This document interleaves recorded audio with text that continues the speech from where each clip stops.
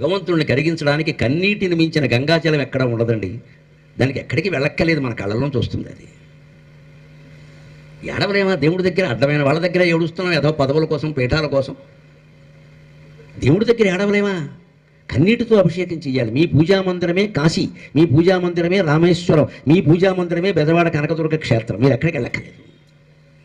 అక్కడ కూర్చోండి, ఎక్కువసేపు కేటాయించండి. ఆవిడ రౌద్రుని అవుతుంది, మీకోసం సంహారం చేస్తుంది. ఆవిడ బ్రహ్మాణి అవుతుంది సరస్వతీదేవిగా.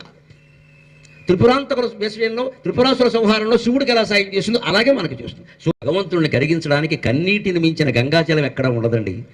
దానికి ఎక్కడికి వెళ్ళక్కలేదు, మన కళ్ళలోంచి వస్తుంది. అది ఏడవలేమా దేవుడి దగ్గర? అడ్డమైన వాళ్ళ దగ్గర ఏడుస్తున్నాం, ఏదో పదవుల కోసం, పీఠాల కోసం.